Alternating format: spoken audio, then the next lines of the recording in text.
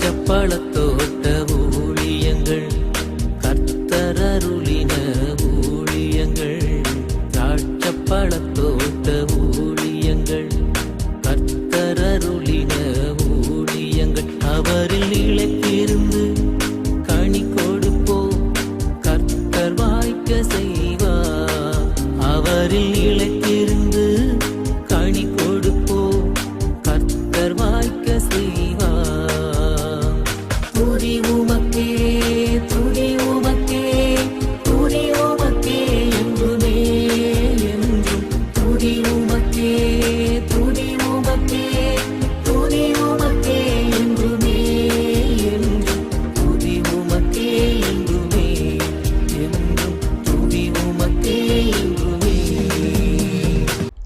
சிறியவனை பொழுதிலிருந்தும் எளியவனை குப்பையிலிருந்தும் எடுத்து உயர்த்தி ராஜாக்களோடும் பிரபுக்களோடும் பந்திருக்கு செய்கிற அருமை ஆண்டவர் இயேசு கிறிஸ்துவின் இனிதான நாமத்தினாலே இந்த சத்தத்தை கேட்கின்ற அனைத்து தேவனுடைய பிள்ளைகளுக்கும் என்னுடைய அன்பான வாழ்த்துகள். நீங்கள் கோடா கோடியாய் பெருகுவீர்களாக, உங்களுடைய பிள்ளைகள் கோடா கோடியாய் பெருகுவார்களாக என்று வாழ்த்துகின்றேன், ஆசீர்வதிக்கின்றேன். பிரித்துக்குரியவர்களே, கர்த்தருடைய பிரதான கிருபையினாலே நம்முடைய ஊழியம் ஒவ்வொரு சனிக்கிழமைகளிலும் ஒவ்வொரு ஊர்களிலும் நடைபெற்று வருவதை நீங்கள் அறிவீர்கள். கர்த்தருடைய அநாதி தீர்மானத்தின்படி நம்முடைய சனிக்கிழமை உபவாச கூட்டங்களுக்கு நாம் விடுதலை நாள் என்று சொல்லி ஒரு பெயரை நாம் சூட்டி ஒவ்வொரு சனிக்கிழமையும் ஒவ்வொரு ஊர்களுக்கு நாம் போகின்றோம். இந்த வாரம் 3வது சனிக்கிழமையாக இருக்கின்றபடியினாலே கர்த்தர் சித்தமானபடி காலை 10 மணிக்கு நம்முடைய ஊழியத்தின் தலைமையிடமாகிய நாசரேத் தேவனுடைய மாளிகையிலே வைத்து நம்முடைய விடுதலை நாள் கூட்டங்கள் நடைபெறும். அதில் கணக்கற்ற ஜனங்கள் பங்கேற்பார்கள். நீங்களும் கூட வந்து பங்கேற்கும்படியாக இயேசு கிறிஸ்து உங்களுக்கு தரும் இலவசமான விடுதலையை பெற்று செல்லும்படியாக அன்போடு அழைக்கின்றோம். உங்கள் வீட்டில் வியாதிப்பட்டிருக்கலாம், பிசாசு போராட்டங்களில் இருக்கலாம், தாராளமாக நீங்கள் அங்கே ஆசிரியத்திற்கு வாருங்கள். ஏனென்றால் ஏற்கனவே எத்தனையோ 1000 பேர் அங்கே வந்து விடுதலை பெற்றிருக்கிறாங்க, புது வாழ்வு அடைஞ்சிருக்கிறாங்க. பைபிளில் பெதஸ்தான ஒரு குளம் கலங்கின உடனே எப்பேற்பட்ட வியாதியஸ்தனும் சுகமாவான் என்று சொல்லி நாம் பைபிளில் வாசிக்கிறோம், பார்த்தீங்களா? அதே மாதிரி தான் இந்த நாசரேத் தேவனுடைய மாளிகையும் எப்பேற்பட்ட வியாதியஸ்தர்களும் வந்து சுகமாறுறாங்க. எனவே இந்த சந்தர்ப்பத்தை நீங்கள் பயன்படுத்தி கொள்ளும்படியாக அன்போடு அழைக்கின்றோம். அப்படியே நீங்கள் அந்த கூட்டத்தில் பங்கேற்றுட்டீங்கன்னா முடிவில் உங்களுக்காக தனித்தனியாக ஜெபிப்போம். நான் கோயம்புத்தூர்லேருந்து அன்னூர் ஜோசப்பட்டன் அவர்கள், நாசிரியர் ஜபஜாம்பவான் வருவேல் சேகரையெல்லாம் உங்களுக்காக நாங்கள் ஜெபிப்போம். கூட்டத்தின் இறுதியிலே கணக்கற்ற ஜனங்களுக்கு நாம் இலவசமாக உணவை நாம் அளிப்போம். எவ்வளோ பேர் நல்லா பசியாறிட்டு போகிறாங்க, வேன்கள் வந்துக்கிட்டே இருக்கும். பல ஊர்களிலிருந்து நமது பேனரை கட்டி அவங்கெல்லாம் வந்துக்கிட்டே இருப்பாங்க. உங்கள் ஊர்லேயும் நிறைய பேர் இருக்காங்க, இந்த கூட்டத்துக்கு வர இருக்காங்கன்னா நீங்கள் பொறுப்பாளராக இருப்பீங்கன்னா என்னை தொடர்பு கொள்ள வேண்டும் என்று உங்களை அன்போடு கூட அழைக்கின்றோம். அப்படியே அந்த கூட்டத்தை முடித்து விட்டு சாப்பிட்டு விட்டு நீங்கள் அங்கே இருக்கிற அந்த அடைக்கலான் குருவி எனப்பட்ட அந்த முதியோர் இல்லத்தை வந்து பாருங்கள், ரொம்ப நல்லாயிருக்கும். அதில் உங்களுக்கு பிரியமானவர்கள், வயதானவர்கள், முக்கியமாக உங்கள் பெற்றோர்களை நீங்கள் பராமரிக்க முடியாத ஒரு நிலைமையில் இருப்பீங்கன்னா தாராளமாக நீங்கள் கொண்டு வந்து சேர்க்கலாம். எல்லா வசதிகளையும் நாம் அவர்களுக்கு செய்திருக்கிறோம். மிக சுவையான சூடான உணவை 3 வேளையும் நாம் பரிமாறுகின்றோம். அது மாத்திரமல்ல, நல்ல தண்ணீர், சுகாதாரமான இடங்கள், விசாலம், நல்ல பெருசாக இருக்கும், விசாலமாக இருக்கும். வாக்கிங் போய்க்கலாம். டெய்லி காலைல 10லேருந்து 12 மணி வரைக்கும் அவர்களுக்கான விசேஷித்த ஜெபங்கள். ஞாயிற்றுக்கிழமை அவர்கள் ஆராதனைக்கு அழைத்து செல்லப்படுகிறார்கள். எனவே இந்த அடைக்கலான் குருவி முதியோர் இல்லத்திற்காக நீங்கள் ஜெபிக்க வேண்டும் என்று அன்போடு கேட்டுக்கொள்கிறோம். 65 பேர்களை நான் சேர்க்கலாம். அவர்களுடைய வருகைக்காக நாம் எதிர்பார்த்து காத்து கொண்டிருக்கின்றோம். அங்கே இருப்பவர்களுக்காக சக்கர நாற்காலிகள் நமக்கு தேவைப்படுகின்றன. அது மாத்திரமல்ல, அங்கே வருபவர்களுக்காக நாம் அந்த மாளிகைக்கு நாம் சிசிடிவி கேமரா வைக்க வேண்டும். அந்த வசதிகளை எல்லாம் செய்து கொடுக்க காம்பவுண்ட் வால் கட்ட வேண்டும். இதற்காக நீங்கள் ஜெபிக்க வேண்டும் என்று உங்களை அன்போடு கூட நான் கேட்கின்றேன். பிரித்துக்குரியவர்கள், இந்த நாளிலும் கூட லூக்கா 23வது அதிகாரத்திலிருந்து சில வசனங்களை நான் தியானிக்க இருக்கிறோம். பாருங்கள், 4ஆம் வசனம், லூக்கா 23:4 முதல். அப்பொழுது பிலாத்து பிரதான ஆசாரியனையும் ஜனங்களையும் நோக்கி, இந்த மனுஷனிடத்தில் நான் ஒரு குற்றத்தையும் காணவில்லை என்றான். அதற்கு அவர்கள், இவன் கலிலேய நாடு தொடங்கி இவ்விடம் வரைக்கும் யூதேய தேசமங்கு உபதேசம் பண்ணி ஜனங்களை கலகப்படுத்துகிறான் என்று வைராக்கியத்தோடு கூட சொன்னார்கள். கலிலேயா என்பதை பிலாத்து கேட்டபொழுது இந்த மனுஷன் கலிலேயனா என்று விசாரித்து, அவர் ஏரோதின் அதிகாரத்திற்குள்ளானவர் என்றறிந்து அந்நாட்களில் எருசலேமிலே வந்திருந்த ஏரோது இடத்துக்கு அவரை அனுப்பினான். பார்த்தீங்களா? அந்த நாளிலே பிலாத்து எனப்பட்ட ஒரு அதிகாரி இடத்துல கொண்டு போய் அவர்கள் இயேசுவை சிலுவையில் அறைய வேண்டும் என்று சொல்லுகிறார்கள். பிலாத்து பார்த்து அவர் விசாரிக்கின்றார். இந்த மனுஷனிடத்தில் ஒரு குற்றமும் இல்லை, முக்கியமாக மரணத்துக்கு ஏதுவாக எந்த குற்றமும் இல்லை என்று அவர் அழகாக தெளிவாக சொல்லுகின்றார். ஏனென்றால் பிலாத்து ஒரு அதிகாரியாக இருந்தபடினாலே ஏராளமான அனுபவமும் அறிவும் அவருக்கு இருந்தது. அந்த அனுபவம் அறிவும் அவருக்கு அழகாக சொல்லிக் கொடுத்தது. இவர்கள் பொறாமை நிமித்தமாக தான் கொண்டு வந்திருக்கிறாங்க, இயேசு குற்றமற்றவர் என்பதை ஒரு சில நிமிடங்களே அவர் கண்டுபிடித்து விடுகிறார்.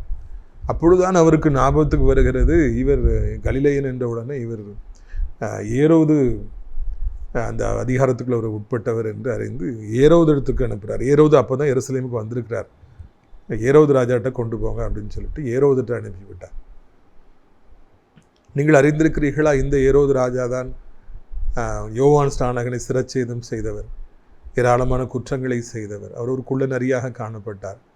அந்த குள்ள நரியிடத்தில் விசாரிக்கப்படும்படியாக அந்த பிலாத்து என்பவர் அனுப்பிவிட்டார் என்று நாம் காண்கின்றோம். ஒரு மாபெரும் கொலைபாதகம் செய்த ஒரு ஊழியக்காரனுடைய தீர்க்கதரிசியுடைய தலையை துண்டித்து கொலை செய்து அநியாயமாய் கொலை செய்த அந்த ஏரோது ராஜாவிடத்தில் விசாரிக்கப்படும்படியாக நம்முடைய ஆண்டவர் அனுப்பப்படுகிறார். இதை நான் வாசித்த பொழுது அதிகமாக விசனப்பட்டேன். நம்முடைய ஆண்டவர் குற்றமற்ற தேவ ஆட்டுக்குட்டி. Jesus the lamb of God, holy holy holy holy, பரிசுத்தர் பரிசுத்தர் பரிசுத்தர். அப்படிப்பட்ட ஆண்டவரை விசாரிக்கும்படியாக அங்கே யார் காத்திருக்கின்றார்? ஏரோது ராஜா காத்திருக்கின்றான். அவன் ஒரு சரியான ஒரு பாவி, அயோக்கியன். எவ்வளவோ பெரிய கொலைபாதகத்தை அவன் செய்தவன். அவன் எவ்வளவோ துணிகரமான பாவங்களை செய்தவன்.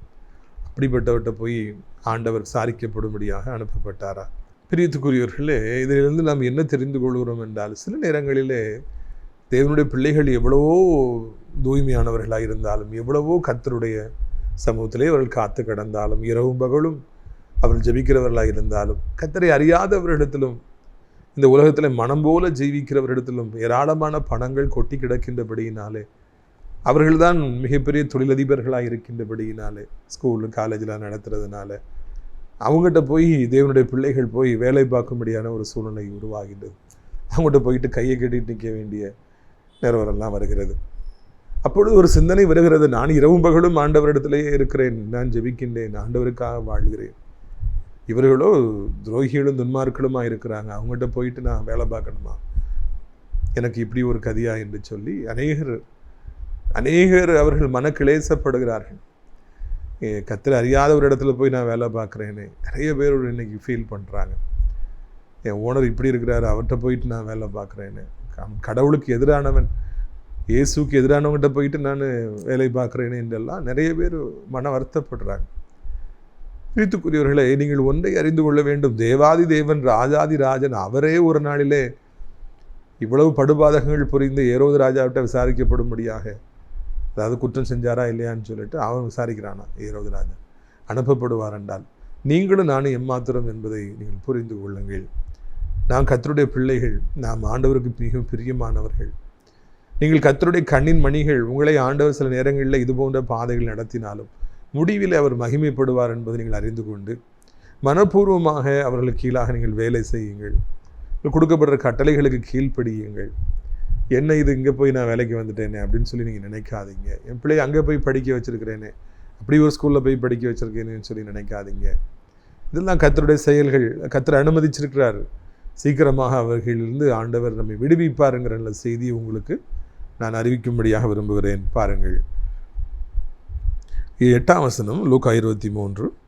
ஏரோது இயேசுவை குறித்து அநேக காரியங்களை கேள்விப்பட்டிருந்ததினாலும் அவரால் செய்யப்படும் அடையாளத்தை பார்க்க வேண்டும் என்று விரும்பியிருந்ததினாலும் அவரை காணும்படி வெகு நாளாய் ஆசை கொண்டிருந்தான். அந்தபடி அவரை கண்டபோது மிகவும் சந்தோஷப்பட்டு அநேக காரியங்களை குறித்து அவரிடத்தில் வினாவினான். அவர் மறுமொழியாக அவனுக்கு ஒன்றும் சொல்லவில்லை. பிரதான ஆசாரியரும் வேதபாரகரும் அவர் மேல் பிடிவாதமாய் குற்றம் சாட்டி கொண்டே நின்றார்கள். ஏரோதை பாருங்க, ஏற்கனவே இந்த ஏரோது ராஜா இயேசுவை குறித்தும் அவர் செய்த அதிசயங்கள் அற்புதங்களை குறித்தும் கேள்விப்பட்டிருக்கிறார். அவர் ராஜாலியாக கேள்விப்படாமல் இருப்பாரா? எல்லாம் அவருக்கு ரிப்போர்ட்டு போயிட்டே இருக்கும். அதனால் அவர் எல்லாத்தையும் கேள்விப்பட்டு இயேசுவை காண வேண்டும் என்று வெகு நாளாக ஆசை கொண்டிருந்தானா. எப்படி சகைவினப்பட்ட ஒரு அந்த ஆயக்காரர்களின் தலைவன் அவ்வளவு கொடூரமாய் மக்களை நடத்தி வரி வசூலித்து வட்டி வசூலித்து கொடூரமாய் கசக்கி பிழிந்து சம்பாதித்தாலும் இயேசுவை காண வேண்டும் என்று சொல்லி அவன் ஆசைப்பட்டிருந்தான், ரட்சிக்கப்பட்டான். இங்கே ஏரோது ராஜாவும் இயேசுவை காண வேண்டும் என்று சொல்லி அவர் வாஞ்சையாக இருக்கின்றார். காரணம் என்ன? இயேசு செய்த அதிசயங்கள் அற்புதங்களை எல்லாம் அவர் கேள்விப்பட்டிருந்ததுனால நாமும் அந்த அதிசயத்தை அற்புதத்தையும் பார்க்கணும் அப்படின்னு சொல்லிட்டு அந்த மனுஷனுக்கு ஆசை. இப்போ திடீரென்று சொல்லி ஒரு வாய்ப்பு கிடைக்கின்றது. எந்த இயேசுவை காண வேண்டும் என்று வாஞ்சித்து கொண்டிருந்தாரோ அந்த இயேசு ராஜாவை, அந்த மகாபெரிய தேவனை இப்பொழுது குற்றவாளியாக பிடிச்சு கொண்டு வந்து நிப்பாட்டியிருக்கிறாங்க. வெளியிருந்து இவன் பெரிய குற்றவாளி, இவனை சிலுவையில் அறைத்து கொள்ளுங்கன்னு சொல்லி எல்லாரும் சத்தம் போட்டுட்ருக்குறாங்க. இந்த நேரத்தில் எனக்கு ஒரு சான்ஸ் கிடைச்சிட்டுன்னு சொல்லி ஏரோது ராஜா நினச்சிட்டு இயேசுட்ட வந்து பல கேள்விகளை அந்த ஆள் கேட்குறாரு. ஒரு அதிசயத்தை செய்ப்பா, அற்புதத்தை செய்ப்பான்னு சொல்லிட்டு சொல்கிறாரு. ஏன்னா அதுதான் அவருடைய ஆசை, ரொம்ப நாள் ஆசை. அந்த ஆசையெல்லாம் நிறைவேற்றி கொள்ள வேண்டும், சந்தர்ப்பத்தை பயன்படுத்தி கொள்ள வேண்டும், விடக்கூடாதுன்னு சொல்லி அந்த மனிதன் என்னெல்லாமோ பிரயத்தனம் எடுத்து பார்க்குறார். இயேசுவை மௌனமாகவே நின்று கொண்டிருந்தார். அந்த பெரிய அதிகாரிக்கு, அந்த ராஜாவுக்கு இயேசு மறுஉத்தரமாக ஒன்றுமே சொல்லவில்லை, அவர் ஒன்றுமே பேசவில்லை, அவர் மௌனமாக நின்று கொண்டிருந்தார் என்று நாம் காண்கின்றோம். அந்த ஏசப்பா இடத்துல என்னையும் உங்களையும் வச்சு பாருங்க, நம்ம என்ன செஞ்சுருப்போம்? உடனே இவர் என்னை பார்க்கணுன்னு ஆசைப்படுறாரு, என்னை ஒரு அதிசயம் அற்புதம் செய்யணும்னு சொல்கிறாரு, எப்படியாவது அவர் மனசில் இடம் பிடிச்சி இவங்கெல்லாம் பொய் சொல்கிறாங்க, இவங்கெல்லாம் மோசமான ஆட்கள், என்னை காப்பாற்றி விட்டுருங்கன்னு சொல்லிட்டு நம்ம வந்து ஒரு விண்ணப்பத்தை வச்சுருப்போம். ஏரோது ராஜாவை பிரியப்படுத்தணும்னு சொல்லி நம்ம நினச்சிருப்போம், அப்படித்தானே? ஆனால் ஆண்டவரோ, நீ என்னுடைய பிள்ளையாகிய அந்த யோவான் ஸ்நானகனை நீ கொன்றவன், எனக்கு ஞானஸ்தானம் கொடுத்த அந்த யோவான் ஸ்நானோட தலையை வாங்கியவன், நீ எவ்வளவோ துணிகரமான பாவங்களை செய்திருக்கிற, உனக்கு நான் ஏன் பதில் சொல்ல வேண்டும் என்று அவர் மௌனமாக நின்று கொள்ளுகிறார். இன்னொன்று, அவர் அந்த பிரதான ஆசாரிகள் வேதப்பாரெல்லாம் சிலுவையில் அடிங்கன்னு சொன்ன உடனே அதிலிருந்து தன்னை தப்பித்து கொள்ள வேண்டும் என்று சொல்லி தன்னை காப்பாற்றி கொள்ள வேண்டும் என்றெல்லாம் அவர் நினைக்கல. அதை குறிச்செல்லாம் ஆண்டவர் பயப்படவே இல்லை, அதெல்லாம் மைண்ட் பண்ணவே இல்லை. எதுக்காக இந்த பூமிக்கு நான் வந்தேனோ அந்த நோக்கம் நிறைவேறும்னு அவர் அறிந்திருந்து அவர் மௌனமாக நின்றார். ராஜாங்கிறபடினாலே அவர் ஒரு மாதிரி சிலிர்க்கலை, உடனே காலில் போய் உடலை, தான் நிலவரத்தெல்லாம் சொல்லவே இல்லை. யோசேப்பு அந்த நல்ல பானபாத்திரக்காரன்ட்ட போய் வேகமாக சொல்கிறார், நான் ஒரு குற்றமும் செய்கிறப்பா, நீ போய் ராஜாட்ட என்னை பற்றி சொல்லு, ஏன்னா உன் சொப்பனத்துக்கு நான் தான் அர்த்தம் சொல்லியிருக்கிறேன், இப்படி தான் உனக்கு நடக்கும், மறுபடியும் ராஜாக்கிட்ட போயிடுவேன். அவர் அந்த சந்தர்ப்பத்தை பயன்படுத்தி அவன்கிட்ட சொல்லி விட்றாரு, எப்படியாவது ராஜாக்கிட்ட போய் நீ சொல்லிடுன்னு சொல்லிட்டு. ஆனால் ஆண்டவர் அப்படி செய்யவில்லை, அவர் மௌனமாக நின்று கொண்டாராம். நம்முடைய வாழ்விலே நம்முடைய தகப்பனாகிய நம்முடைய ஆண்டவர் இயேசப்பாட்டிருந்து நிறைய பாடங்களை நாம் கற்றுக்கொள்ள வேண்டியிருக்குது. இன்றைக்கி பெரிய பெரிய ஆட்களை நம்ம பார்க்கும்போது நம்ம சிலருக்கிறோம், உடனே போய் செல்ஃபி எடுக்கணும்னு சொல்லி நினைக்கிறோம், போய் இன்ட்ரடியூஸ் ஆகிரும்னு சொல்லி நினைக்கிறோம். அரசியல் காட்சிகளை பார்த்துருக்கீங்களா? ஒரு தலைவர் பேசும்பொழுது பக்கத்தில் நின்று தலையை கொடுத்து தன்னுடைய ஃபோட்டோ வந்துடணும், வீடியோவில் நானும் நிற்கணும்னு சொல்லி எவ்வளோ பேர் ஆசைப்படுறாங்க. ஒரு பெரிய மனிதர் திடீர்னு ஒரு ஊருக்கு வந்துட்டாருன்னா எல்லாரும் போய் பேசணும்னு சொல்லி ஆசைப்படுறாங்க. ஏன் ஊழியக்காரர்களே பெரிய ஊழியக்காரர்கள் வந்தாலே எல்லாரும் பேச வேண்டும் என்று ஆசைப்படுறாங்க, தவறல்ல. ஆனால் ஏசப்பாவுடைய பாதச்சுவடுகளை பின்பற்றி நாம் செல்கிற பொழுது ஒரு பெரிய ராஜா கேட்குறாரு, நம்ம ஆண்டவர் மைண்ட் பண்ணவே இல்லைங்க, அமைதியாக இருக்கிறார். நாம் ஏராளமான பாடங்களை நம்ம தகப்பனிடத்தில் கற்றுக்கொள்கிறோம். ஒருவர் பெரிய மனிதர், பெரிய பணக்காரர், பெரிய அரசியல்வாதி, பெரிய சொத்துக்களுக்கு சொந்தக்காரர்னோடனே நம்ம சிலிர்த்து போயிட்டு ஒரு மாதிரி போகணுங்கிற அவசியம் இல்லை. நாமவே எப்பொழுதும் இருக்க வேண்டும். நாம் ஒரு மனிதனை அவருடைய பணத்தை வைத்து, பதவியை வைத்து நாம் மதிக்கக்கூடாது. அவர் கர்த்தருடைய பிள்ளையா என்று அறிந்து தான் நாம் மதிக்க வேண்டும், மரியாதை செய்ய வேண்டும், அவர் கனம் செய்ய வேண்டும். ஏனைய மக்களுக்கு நாம் கனம் செய்ய வேண்டுங்கிற அவசியம் இல்லை, அதற்காக அவர்களை அவமரியாதை செய்ய வேண்டுங்கிற அவசியமும் நமக்கு இல்லை. எல்லார்ட்டும் நடந்து கொள்வது போல அவரிடத்தில் நடந்து கொள்ள வேண்டும், அவ்வளவுதான். இன்னொன்று, அவர் தன்னை குறித்து இடைவிடாது குற்றம் சாட்டி கொண்டிருந்தவிட்டிருந்து தன்னை தப்பித்து கொள்ள வேண்டும் என்று சொல்லி அவர் நினைக்கவில்லை. அவர் கூலாக இருந்தார். ரீத்துக்குரியவர்களே, உங்களையும் கூட அநேகர் குற்றம் சுமத்தலாம், பலவிதமான பட்டங்களை சுமத்தலாம், அப்படி இப்படின்னு சொல்லலாம். நீங்கள் அவர்களுக்கு பயப்பட வேண்டுங்கிற அவசியம் இல்லவே இல்லை. நம்முடைய ஆண்டவர் நம்மை பாதுகாக்கின்றவராக இருக்கின்றார். தேவனுடைய பிள்ளைகளுக்கு விரோதமாய் குற்றம் சுமத்துவன் யார் என்று சொல்லி வார்த்தை சொல்லவில்லையா? நிறைய பேர் இன்னைக்கு உங்களுக்கு விரோதமாக யுத்தம் செய்யலாம். அவங்கள அப்படி பண்ணிடுவேன், இப்படி பண்ணிடுவேன்னு சொல்லலாம். பக்கத்து வீட்டில் இருந்து பயங்கரமாக அப்படி பண்ணிடுவேன், இப்படி பண்ணிடுவேன்னு சொல்லலாம். கோர்ட்டில் உன்னை இழுத்துடுவேன், உன் மேலே கேஸ் கொடுத்துருவேன், என்னெல்லாமோ சொல்லலாம். எவருக்கும் பயப்பட வேண்டுங்கிற அவசியம் இல்லை. ஏனென்றால் நம்முடைய ஆண்டவர் அப்படித்தான் இருந்தார். எதற்கும் அவர் பயப்படவே இல்லை, கலங்கவே இல்லை. அவங்க சத்தம் போட்டுட்டு இருக்காங்களே, நானும் சத்தம் போடுவேன்னு அவர் சொல்லலை. என்னுடைய உத்தமத்தை சொல்லுவேன் என்று அவர் சொல்லலை. அவர் அமைதியாக ஆட்டுக்குட்டி போல இருந்தார். இயேசுவை சிலுவையில் அறைய வேண்டும் என்று சிறைப்பிடித்து, யூதாஸ் முத்தம் கொடுத்து சிறைப்பிடித்து, அதுக்கு பிறகு சிலுவையில் அறைந்து அவர் உயிர் போகிற வரைக்கும் அவர் ஆட்டுக்குட்டியாகவே இருந்தார் என்பதை நான் காண்கின்றோம். Jesus the lamb of God, இயேசு தேவ ஆட்டுக்குட்டி என்கிற அந்த பட்டத்திற்கு அவர் மிகவும் பொருத்தமுடையவராக இருந்தார். நாமும் நம்முடைய வாழ்க்கையில் நம்முடைய தகப்பனை போல ஆட்டுக்குட்டியாகவே இருப்போம். நாம் யாரையும் பயமுறுத்த வேண்டாம், யாரையும் சபிக்க வேண்டாம், நாம் அமைதியாக வாழ பழகி கொள்ளுவோம். நம்முடைய தகப்பனை போல நம்முடைய வாழ்க்கை இருக்கட்டும், நம்முடைய நடவடிக்கைகள் இருக்கட்டும். அப்பொழுதுதான் நாம் அவருடைய சாயலில் இருக்கிறோம் என்று மக்கள் அறிந்து கொள்வார். முக்கியமாக நம்ம மௌனமாக இருப்போம். நம்ம வாயால் யாரையும் சபிக்க வேண்டாம், நம்ம எதுக்கெடுத்தாலும் ரொம்ப ஒரு மாதிரி பேச வேண்டாம், அமைதியாக இருக்க நாம் பழகிக்கொள்வோம். அது மிகவும் பெரிய ஆசீர்வாதம் என்பதை மறந்து போகக்கூடாது. பாருங்க, லூக்கா 23:11. அப்பொழுது ஏரோது தன் போர் சேவரோடு கூட அவரை நிந்தித்து பரியாசம் பண்ணி மினுக்கான வஸ்திரத்தை அவர் கொடுத்து திரும்ப பிலாத்துவிடத்தில் அனுப்பினார். முன்னே ஒருவருக்கொருவர் பகையாளியாக இருந்த பிலாத்துவும் ஏரோதும் அன்றைய தினம் சிநேகிதரானார்கள். பார்த்தீங்களா, ஒரு அருமையான காட்சியை காண்கிறோம். அதுக்கு முன்னாடி நான் இதை சொல்லணும்ல, கண்டிப்பாக இந்த ஏரோது ராஜா ரொம்ப நேரம் பதில் கேட்டு பார்க்குறான். ஏசப்பா அமைதியாக இருந்த உடனே அவன் பரியாசம் செய்தான், மினுக்கான வஸ்திரத்தை கொடுத்து கேவலமாய் பேசினான் என்று காண்கிறோம். அதுதான் ஏரோது. ஒவ்வொருடைய பிறவி குணத்தை மாற்ற முடியுமாங்க?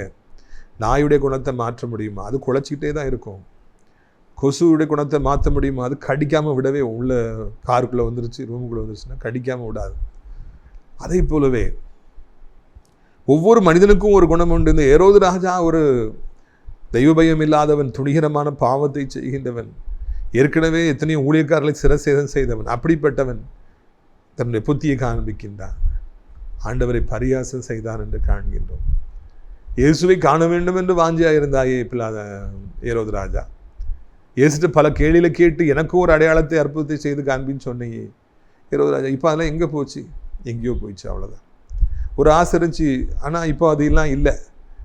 நான் ஏரோது ராஜா, நான் எல்லாரையும் பரியாசம் செய்ய, உன்னையும் பரியாசம் செய்ய. பெரிய பெரிய மனிதர்களாக இருப்பவர்கள்லாம் ஒருவேளை இயேசுவை தேடி போனாலும், இயேசப்படைய ஊழியக்காரர்களை சந்திக்க வேண்டிய சூழ்நிலைகள் வந்தாலும், தொலைக்காட்சியில் இதே போல செய்திகளை அவர்கள் கேட்டாலும், எத்தனையோ அதிசயங்களை அற்புதங்களை கண்டாலும், அப்படியே பிறவி குணங்கள் மாறப்போவதே இல்லை.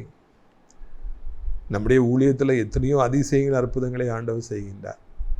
எங்கும் நடைபெற்றிராத அதிசயங்கள் அற்புதங்களை இந்த ஆசிரியர் திராட்சைப்பழ தோட்ட ஊழியத்தில் கடந்த 15 வருடங்களாக ஆண்டவர் செய்து வர்றார். அதுக்கு முன்னோட்டியே 28 வருஷமாகவே செஞ்சுட்டு வர்றாரு. 15 வருஷமாக அதை நம்ம டிவியெல்லாம் போடுறோம். எங்கும் கண்டிராத அதிசயங்களை அற்புதங்களை ஆண்டவர் செய்கிறார். அதெல்லாம் என் கூடயே இருந்து பார்த்தவங்க கூட அவங்களுக்கு ஒரு தெய்வ பயமும் ஏற்படலை. இந்த பெரிய ஊழியக்காரன் இவன் கூட ஆண்டவர் இருக்காருன்னு அவங்க நினைக்கல. அவங்க என்ன நினைச்சாங்களோ அதுதான் அவங்க செஞ்சாங்க. இதுபோல மிகப்பெரிய அற்புதங்கள் நடைபெறுகிறதே என்று அவர்கள் தெய்வ பயம் கொண்டிருப்பார்கள் என்றால் இன்றைக்கு வரைக்கும் இந்த ஊழியத்தில் அவங்க இருந்திருப்பாங்க, தேவையில்லாமல் பேசியிருக்க மாட்டாங்க. ஆனால் அது அவர்களை பாதிக்கவில்லை, அது அவர்கள் பெருசாகவே நினைக்கவே இல்லை. எத்தனையோ பேர் இன்றைக்கு ஏசப்பா செய்கின்ற அற்புதங்களை அடையாளங்களை கண்டாலும் அவருடைய இதயமானது கடினப்பட்டிருக்கின்றபடியினாலே அதை அவர்கள் பெரிதாக எடுத்துக்கொள்வதில்லை, அதவருடைய மூளைக்குள்ளே செல்வதில்லை. அவங்களாவே இருக்கிறாங்க, திருந்துவதே கிடையாது. ஒரு சிலருக்கு எத்தனையோ சந்தர்ப்பங்களை ஆண்டவர் கொடுத்தாலும், எவ்வளவோ வாழ்க்கையில் மாறி மாறி ஆண்டவர் சந்தர்ப்பங்களை கொடுத்தாலும் அவங்க திருந்துறதில்லை. அவங்க கடைசி வரைக்கும் ஒரே மாதிரி தான் இருக்கிறாங்க. பிரியத்துக்குரியவர், ஆலயத்துக்கு சென்றாலும், தொலைக்காட்சியில் செய்திகளை கேட்டாலும், பைபிளை வாசித்தாலும், ஜெபித்தாலும், வாழ்க்கை மாறாமலே இருக்கிற மனிதர்களால் என்ன பிரயோஜனம்? ஒரு பிரயோஜனம் இல்லை. எதற்காக கன்வென்ஷன் கூட்டங்களை நடத்துகிறார்கள்? நாம் எதற்காக இத்தனை ஆயிரங்களை செலவழித்து நாள்தோறும் உங்களுக்கு புது புது செய்திகளை சுட சுட கொடுக்க வேண்டும் என்று சொல்லி நாம் ஏன் பிரயாசப்படுகிறோம்? இதனால் என்ன கிடைக்கிறது? ஒரே ஒரு நோக்கம் உண்டு, ஜனங்கள் தொடப்பட வேண்டும், வாழ்க்கையிலே மாற்றம் வர வேண்டும் என்று சொல்லி.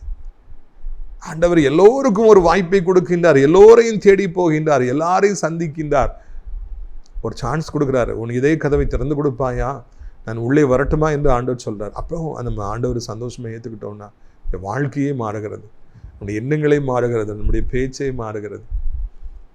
நம்முடைய ஆசைகள் எல்லாம் ஊழியத்திற்காக என்று சொல்லி ஊழியத்தை குறித்தே அது போக ஆரம்பிக்கின்றது. எண்ணங்கள் ஊழியத்தை குறித்து போக ஆரம்பிக்கின்றது. இந்த ஆண்டவருக்காக நான் என்ன செய்யட்டும் என்று சொல்லி நான் சிந்திக்க ஆரம்பிக்கின்றோம். எப்பொழுது இயேசுவினாலே தொடப்படுகிற பொழுது, அந்த கல்வாரி அன்பு நம்மை நெருக்குகின்ற பொழுது, நமக்கு பல அடையாளங்களை அற்புதங்களை அவர் காண்பித்தாலும், வியாதியிலிருந்து சுகம் கொடுத்திருந்தாலும், விபத்திலிருந்து தப்பு வைத்திருந்தாலும், கூட இருக்கிறவங்களாம் மறிச்சிருக்கலாம், உயிரை கொடுத்திருப்பார், வேலை கொடுத்திருக்கலாம், எவ்வளவோ அற்புதங்களை பெற்றுக்கொண்டாலும் மனம் திரும்பாமலே வாழ்கிற அவர்களாகவே தங்களை அப்படியே இருந்து தொடர்கின்ற எத்தனையோ பேர்களை காண்கிறோம். அந்தோ என்ன வேதனையான ஒரு காரியம். அப்படி அல்ல பிரியத்துக்குரியவர்களே. ஹேரோது இயேசுவை சந்தித்தான், கேட்டான், என்னெல்லாமோ இருந்தான். கடைசியில் பாருங்க, அவனும் பரியாசம் பண்ணானா, அவனும் ஆண்டவரை ஆக்கினைக்கு ஒப்பு கொடுத்தானா. ஒரு மாற்றம் உடைய வாழ்க்கையில வரவில்லை. இயேசுவை சந்தித்தனால் சிறிதளவு மாற்றம் வரலை. நாம் அப்படிப்பட்டவர்களாக இருந்து விடாதபடிக்கு நாம் கிடைக்கிற நாட்களை பயன்படுத்தி கொள்வோம் என்று சொல்லி ஆண்டவர் நம்மை அழைக்கின்றார். இறுதியாக பாருங்கள், லூக்கா 23ஆம் அதிகாரம் முன்னே 12ஆம் வசனம். முன்னே ஒருவருக்கொருவர் பகைவராயிருந்த பிலாத்துவும் ஏரோதும் அன்றைய தினம் சிநேகிதரானார்கள். ஒரு ஆச்சரியமான காரியம் நடக்குது. பிலாத்து ஏரோதுட்டு அனுப்புகிறார், ஏரோது மறுபடி பிலாத்துட்டு அனுப்புகிறார். அதனால அன்றைய நாள் வரைக்கும் இருவரும் பகையாளிகளாக இருந்தாங்களாம், ஒருத்தருக்கு ஒருத்தர் பிடிக்காது. எப்போவுமே பவரில் இருக்கிறவங்க எல்லாம் தங்களுக்கு ஒருத்தருக்கு ஒருத்தர் கடிச்சு பச்சிப்பாங்க. நான் தான் பெரிய ஆளுன்னு அவர் சொல்லுவார், இவரது நான் தான் பெரிய ஆளும் பாரு. கர்த்தர் அவங்கள எவ்வளோ உயர்த்தி வச்சுருப்பார், ஆனால் அவங்களுக்கு அது திருப்தியாக இருக்காது. நான் தான் பெரிய ஆளுன்னு சண்டை போட்டுக்குவாங்க. இது எல்லா இடத்துலையும் இருக்குது. கர்த்தரை அறிஞ்சவங்க அறியாதவங்க எத்தனையோ பேர் அப்படி தான் இருக்கிறாங்க. ஆனால் இங்கேயும் நான் காண்கிறோம், அன்னைக்கு வரைக்கும் சண்டை போட்டுக்கிட்டு இருந்த ஏரோது ராஜாவும் பிலாத்தும் ஒருத்தருக்கு ஒருத்தர் ஏசப்பா மாறி மாறி அனுப்புனதுனால அவர்கள் நண்பர்கள் ஆகினராம். ஏசப்பாவால் அவ்வளவு பகையினர்களாக இருந்தவர்கள் நண்பர்களாகி மாறினர் என்று நான் காண்கிறோம். ஏசப்பாவுடைய வாழ்க்கையை நான் காண்கிற பொழுது, உயிரோடு இருந்தார், அவர் ஊழியத்தை செய்தார், அப்போ எத்தனை பேருடைய வாழ்க்கையில் நன்மைகளை செய்தார், மாற்றங்களை கொண்டு வந்தார். இப்பொழுது அவர் குற்றவாளியாய் பிடிக்கப்பட்டு குற்றமற்ற அவரை பிடித்து இப்படியாக அங்கங்குமாய் அலைக்கிழிக்கப்படுகிற பொழுது அந்த நேரத்திலும் அவர் மூலமாக ஏரோதும் பிலாத்தும் நண்பர்களாய் மாறினார்களா? நம்மால் இன்னைக்கு நிறைய பகையாளிகள் நண்பர்களாக மாறுறாங்களா? கண்டிப்பாக நீங்கள் பதில் சொல்லணும். நம்முடைய அன்பினாலே, நம்முடைய வார்த்தைகளினாலே அது வரைக்கும் பகையாளிகளாக இருக்கிறவங்கலாம் நண்பர்களாக மாறுறாங்களா? இல்லைன்னா நம்ம கோல் மூட்டி விட்டு நண்பர்களாக இருக்கிறவங்க இன்றைக்கி பகையாளிகளாக மாறுறாங்களா? ஏதாவது ஒன்று கண்டிப்பாக நடந்து ஆகணும். நம்ம அதுக்கு பதில் சொல்லும்படியாக அழைக்கப்படுகிறோம். ஒருத்தருக்கு ஒருத்தர் ரொம்ப கோபத்தில் வெறியில் இருப்பாங்க. நம்முடைய அன்பு அவங்கள எப்படியாவது நண்பர்கள் ஆக்கிடணும். சமாதான காரணராக இருக்கிற ஆண்டவரை நான் தொழுது கொள்றதுனால நான் சமாதானம் பண்ணுவேன் அப்படின்னு சொல்லிட்டு நம்ம சமாதானம் பண்ணி வைக்கணும். புருஷன் மனைவிகளை பிரச்சனையாக ஓடிக்கிட்டு இருக்குது, பிரிஞ்சிருக்கிறாங்க, சேர்த்து வைக்கணும், பிரித்து வைத்து விடக்கூடாது. பிரித்துக்குரியவர்களே, இங்கே நிறைய பேர் சமாதான காரணராகிய ஆண்டவர் இயேசுவை அவர்கள் தெய்வமாய் கொண்டிருந்தும் கூட அவர்கள் சேர்ந்திருக்கிறவங்களை பிரித்து விடுறாங்க, பகையாளிகளை ஆக்கி விட்டுறாங்க. ஆனால் ஒரு சிலர் தான் பகையாளிகளின் நண்பர்களாய் மாற்றுகின்றாங்க. ஏசப்பா நம்முடைய வாழ்க்கையில் வந்துட்டார் அப்படின்னா கண்டிப்பாக பகையாளிகளாக இருக்கிறவங்ககிட்ட நம்ம நண்பர்களாய் மாறுவோம். அது சாதாரணமான காரியம் அல்ல. கசப்பெல்லாம் தூக்கி தூர போட்டுட்டு நண்பர்களாக மாறுவது சாதாரணமான காரியம் அல்ல. இந்த பிலாத்துவும் இந்த ஏரோதும் எவ்வளவோ கசப்பை கடந்த காலங்களில் வச்சுருந்துருப்பாங்க, ஒருத்தருக்கு ஒருத்தர் கேவலமாக பேசியிருந்திருப்பாங்க. இப்போ அதெல்லாம் மறந்து அவங்க சேர்ந்து ஃப்ரெண்ட்ஸ் ஆகிட்டாங்களா? அப்படி என்றால் பகையாளிகள் நண்பர்களாய் மாற முடியும். ஒருவேளை கர்த்தரை அறியாதவர்கள், இந்த ஏரோது ராஜா ஒரு கேடுகட்டவன், அப்படிப்பட்டவர்களே நண்பர்களாய் மாறுவார்கள் என்றார். ஏன் இந்த நாட்களிலே இதுபோல அனுபவங்கள் வரக்கூடாது என்பதுதான் கேள்வி. பகையாளிகளாக இருந்து கடைசி வரைக்கும் மரித்து போவதை விட நண்பர்களாய் மாறுவது எவ்வளோ பெரிதான ஒரு காரியம். இந்த கஸ்தி நாட்களிலே, அதாவது இந்த இறுதி நாட்களிலே யாரிடத்துல பகையாளிகளாக இருக்கிறீர்களோ அவரிடத்துல நண்பர்களாய் மாறுங்கள். இல்லை என்றால் யார் பகையாளிகளாக இருக்கிறார்களோ அவர்கள் நண்பர்களாய் மாறும்படியாய் பிரயத்தனம் எடுங்கள். இல்லை என்றால் ஒருவேளை நீங்கள் சேர்ந்திருப்பவர்களை பிரித்து விடுகின்றவர்களாய் பாவம் ஒரு நாள் செய்திடாதீங்க. சமாதானம் பண்றவர்கள் பாக்கியவான்கள். இந்த பூமியில அவங்க தான் கர்த்தருடைய பிள்ளைங்க. நாம் எப்பொழுதும் சமாதானம் பண்ணுகின்றவர்களாக இருக்க வேண்டும். பிள்ளைகள் ஒருத்தருக்கு ஒருத்தர், சகோதரர்கள் சகோதரிகள் சண்டைகளாக இருப்பாங்கன்னா சமாதானம் பண்ணி வைக்கணும். பக்கத்து வீட்டுக்காரர்கிட்ட பிரச்சனை, சர்ச்சில் ஒருத்தருக்கு ஒருத்தர் பிரச்சனை, சமாதானம் பண்ணி வைக்கணும். பிரியத்துக்குரியவர்களே, அப்படிப்பட்ட கிருபைகளை கர்த்தர் இந்த நாட்களில் நமக்கு தருவாராக. இந்த நாளில் நம் தியானித்த காரியங்கள் எல்லாம் சின்ன சின்ன காரியங்கள் நம்முடைய வாழ்க்கையில் மிகப்பெரிய மாற்றங்களை கொண்டு வருவதாக. பிரியத்துக்குரியவர்களே, உங்களுடைய ஆசீர்வாதத்திற்காக நான் ஜெபிக்கும்படியாக விரும்புகிறேன். கண்களை மூடுவீர்களா? அப்பா பிதாவே, இந்த நாளிலும் கூட ஏரோது ராஜாவை குறித்தும் பிலாத்துவை குறித்தும் நாங்கள் சிந்தித்தோம். முக்கியமாக ஏரோது ராஜா இயேசுவை காண வேண்டும் என்று வாஞ்சியாக இருந்தோம். ஆண்டவரே, அவருடைய அதிசயங்கள் அற்புதங்களை குறித்து கேள்விப்பட்டிருந்தாலும் என் தகப்பனை உண்மையை சந்தித்த பிறகு அவருடைய வாழ்க்கையில் ஒரு மாற்றமும் வரவில்லை என்று நாங்கள் காண்கிறோம். ராஜா டிவி பார்த்து, கத்திர செய்தியை கேட்டு, ஆலயத்திற்கு சென்று அம்மா அப்பாவுடைய அட்வைஸை பலமுறை கேட்டு, டீச்சர்ஸுடைய அட்வைஸை கேட்டு, பாஸ்டருடைய அட்வைஸை கேட்டு, பலமுறை கேட்டும் மனம் திரும்பாமல் இருக்கிற அநேகரை காண்கிறோம். ஆண்டவரை, இந்த நாட்களில் அவர்களை சந்தியும். அவருடைய கல்லான இதயத்தை எடுத்து போட்டு சதையான இதயத்தை நீர் பொறுத்து, என் பிள்ளை மனம் திரும்ப மாட்டானா, என் பேரப்பிள்ளை மனம் திரும்ப மாட்டானா, என் மகள் மனம் திரும்ப மாட்டாளா என்று கண்ணீரோடு ஜெபிக்கிற ஒவ்வொரு பெற்றோர்களுக்காக, தாத்தா பாட்டிமார்களுக்காக ஜெபிக்கிறோம். கர்த்தர் எப்படியாவது அவர்களை சந்தித்து வழிநடத்த வேண்டும் என்று கெஞ்சுகிறோம். இயேசுவின் ரத்தம் ஜெயம், இயேசுவின் ரத்தம் ஜெயம். அந்த வியாதிகள் எல்லாம் சுகமாகட்டும் அப்பா. சுகமாகாத வியாதிகள் என்று மருத்துவர்களாலே கூறப்படுகிற வியாதிகளையும் கர்த்தர் ஒரு நிமிடத்தில் சுகமாக்கும்படியாக கெஞ்சி மன்றாடுகிறோம். ஆண்டவரே, இப்பொழுதும் கூட தகப்பனே, என் ராஜாவே, இந்த நாளிலே தகப்பனே, இந்த நாளிலே ஆறாத புண்கள் ஆறட்டும் அப்பா. கை எடுக்கணும், காலை எடுக்கணும், புண்ணு பரவுது, அந்த கிருமிகள் பரவுது, அந்த கிருமிகளுடைய கடவாய்ப்பற்களை உடைத்து போட்டு ஆண்டவர் அது பரவாதபடிக்கு செய்வீரா. கட்டிகளை மறைய செய்வீர். எந்த இடத்துல கட்டி இருந்தாலும் மறையட்டும். ஆண்டவரை, நீங்கள் ஒரு அற்புதத்தை செய்யுங்க, நீங்கள் ஒரு அதிசயத்தை செய்ய வேண்டும் என்று கெஞ்சுகிறோம். செயல்படாத அவயங்கள் எசப்பா செயல்படட்டும். 5 வருஷம் ஆச்சு, 10 வருஷம் ஆச்சு, 20 வருஷம் ஆச்சுன்னு சொல்லிட்டு தகப்பனே, செயல்படாத அவயங்களை வைத்திருக்கிறவங்க எத்தனையோ பேர் இருக்கிறாங்க. அசைய முடியாமல் படுத்து கிடக்கிறவங்க, படுத்த படுக்கையாக இருக்கிறவங்க இருக்கிறாங்க. அந்த செயல்படாத அவயங்களை உருவாக்கிய கர்த்தர் நீர் ஆண்டவரை அந்த ரிப்பேரை சரி செய்து மறுபடி செயல்பட வைப்பீராக. சூமன கைகள் கால்கள் எல்லாம் பலன் பெற்று எழும்புவதாக என்று கெஞ்சுகிறோம். தூங்க முடியல, சாப்பிட முடியல, நடக்க முடியல, எந்திக்க முடியல, மாடிப்படியில் ஏறி இறங்க முடியல, வயசாயிடுச்சு, உடம்பு ரொம்ப போட்டுச்சு. ஆண்டவரை தோற்று எதுவாக இருந்தாலும் சரி பண்ணுங்க. குண்டாக இருக்கிறவங்க மெலியட்டும், விழிஞ்சு போய் இருக்கிறவங்க நல்லா புஷ்டி ஆகட்டும். கர்த்தாவே, கால் கையில் இருக்கிற பலகீனங்கள், முழங்கால் மூட்டில் இருக்கிற பலகீனங்கள் எல்லாம் மறையட்டும் அப்பா. வயதானவர் கீழே விழுந்து விடாதபடி 2 கைகளால் ஏந்தி கொள்ளுங்க. வாலிப வயதின் பாவங்களை சிக்கி, போதை, அடிமை, கஞ்சாவில் சிக்கி இருக்கிறவர்களுக்கெல்லாம் விடுதலை கொடுக்கும்படிக்கு கெஞ்சுகிறோம். ஆண்டவரை, நீங்கள் அவர்களை தொட வேண்டும் என்று சொல்லி கெஞ்சுகிறோம். நீங்கள் அவர்களை ஆசீர்வதிக்க வேண்டும் என்று கெஞ்சுகிறோம். மனம் இறங்கும் அப்பா, மனம் இறங்கும் ஐயா. எப்படியாவது கர்த்தர் மனம் இறங்கும், எப்படியாவது கர்த்தர் மனம் இறங்கும், எப்படியாவது கர்த்தர் சேனைகளின் தேவனாய கர்த்தர் உதவி செய்யும். ஏசப்பா நாமத்தினாலே ஆண்டவரை, நீங்கள் தகப்பனே உடைய பிள்ளைகளை எப்படியாவது சமாதானம் இல்லாத குடும்பங்களில் சமாதானத்தை தாரும். சமாதானக்காரனரே, சமாதான பிரபுவை சமாதானத்தை தாருங்கப்பா. வேலை இல்லை என்றால், வருமானம் இல்லை என்றால் பிள்ளைகளால் எப்படி வாழ முடியும்? போட்டி நிறைஞ்ச உலகம்ப்பா. பிஸ்னஸ்லாம் அவ்வளோ போட்டியாக இருக்குது. நீங்கள் தான் உடைய பிள்ளைகளை போஷிக்கணும். நீங்கள் தான் உடைய பிள்ளைகளுடைய கையின் கிரியைகளை வர்த்திக்க பண்ணணும். நீ வளங்கொண்டு பெருகுவாய், இடங்கொண்டு பெருகுவாயின்னு சொன்ன வார்த்தையின்படி எல்லா பக்கமும் அவர்கள் பெருக உதவி செய்யுங்கப்பா.